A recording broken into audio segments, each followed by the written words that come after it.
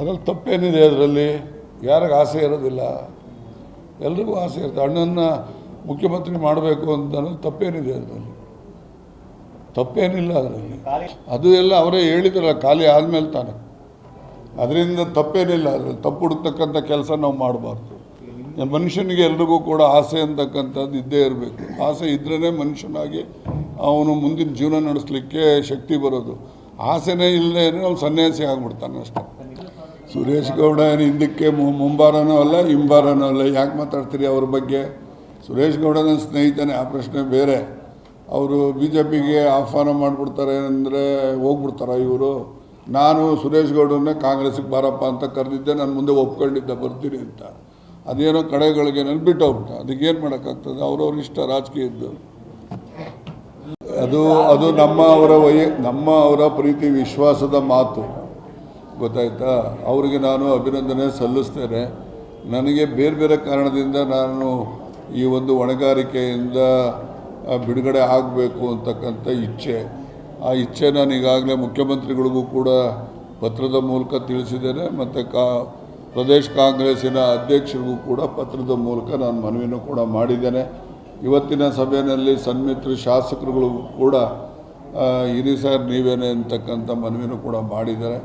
ಅವರ ಒಂದು ಸದಿಚ್ಛೆಗೆ ನನ್ನ ಒಂದು ಅಭಿನಂದನೆಗಳನ್ನು ಕೂಡ ನಾನು ಸಲ್ಲಿಸ್ತೇನೆ. ಯಾವ ಅಧಿಕಾರ ಯಾರಿಗೂ ಶಾಶ್ವತ ಇಲ್ಲ. ಎಲ್ಲ ಅಧಿಕಾರನೂ ಕೂಡ ಅದು ಯಾವಾಗ ಬೇಕಾದ್ರೂ ಹೋಗ್ಬೋದು, ಯಾವಾಗ ಬೇಕಾದ್ರೂ ಬರ್ಬೋದು. ಅದರಿಂದ ಯಾವ ಅಧಿಕಾರ ಬಂದರೆ ಸ್ವೀಕಾರ ಮಾಡ್ತೀವಿ, ಹೋದರೆ ಸಂತೋಷ ಪಡ್ತೀವಿ, ಎರಡೂ ಮಾಡ್ತೀವಿ. ಬೇಡ ಅನ್ನೋದಕ್ಕೆ ನೋಡಿ ನನ್ನ ವೈಯಕ್ತಿಕ ಕಾರಣಗಳಿದ್ದಾವೆ. ನನಗೆ ಈಗ ಜಿಲ್ಲಾ ಪಂಚಾಯತಿ ಇವೆಲ್ಲ ಚುನಾವಣೆಗಳು ಬರ್ತವೆ. ನಮ್ಮ ಕ್ಷೇತ್ರ, ನಮ್ಮ ಜಿಲ್ಲೆ ಇದೆಯಲ್ಲ, ದೊಡ್ಡ ಜಿಲ್ಲೆ. ದೊಡ್ಡ ಜಿಲ್ಲೆಯಲ್ಲಿ ನಾವು ಅದನ್ನು ನಮ್ಮ ಪಕ್ಷದ ವಶಕ್ಕೆ ನಾವು ತೆಗೆದುಕೋಬೇಕು ಅಂತಕ್ಕಂಥ ಆಶಯ ಇದೆ. ಕಳೆದ ಸಮಯದಲ್ಲಿ ನಮ್ಮ ಪಕ್ಷದಲ್ಲಿ ಇರಲಿಲ್ಲ ಅದು. ಆದ್ದರಿಂದ ನಮ್ಮ ಪಕ್ಷಕ್ಕೆ ನಾವು ಆ ಒಂದು ಜಿಲ್ಲಾ ಪಂಚಾಯಿತಿಯನ್ನು ತಗೋಬೇಕು ಅನ್ನೋ ಆಶಯದಿಂದ ನನ್ನ ಒಂದು ಲಭ್ಯತೆ ಆ ಭಾಗದಲ್ಲಿ ಹೆಚ್ಚು ಅವಶ್ಯಕತೆ ಇದೆ. ಅದರಿಂದ ನನ್ನನ್ನು ಬಿಡುಗಡೆ ಮಾಡಿ ಅಂತ ಹೇಳಿದ್ದೀನಿ ಹೊರತು ನಾವು ಯಾವ ಜನರಿಂದ ನಮ್ಮನ್ನೇನು ನೀವು ಹೋಗಿ ಸರ್ ಯಾಕೆ ಬರ್ತೀರಿ ಅಂತ ಯಾರು ಏನು ಹೇಳಿಲ್ಲ. ಮತ್ತು ನಮ್ಮ ಸಹೃದಯಿ ವಿರೋಧ ಪಕ್ಷದ ಶಾಸಕರುಗಳು ಕೂಡ ನೀವು ಇಲ್ಲೇ ಇರಿ, ಇಲ್ಲೇ ಕೆಲಸ ಮಾಡಿ ಅಂತಲೂ ಕೂಡ ಮನವಿ ಇದೆ. ಅದೆಲ್ಲವೂ ಕೂಡ ಒಂದು ಸದಿಚ್ಛೆಯಿಂದ ಹೇಳಿದ್ದಾರೆ. ನನಗೆ ಆ ಅಭಿನಂದನೆ ಸಲ್ಲಿಸಿದ್ದೇನೆ. ಅದರಿಂದ ಯಾರ ಒತ್ತಡ ಮತ್ತು ಯಾರ ಒಂದು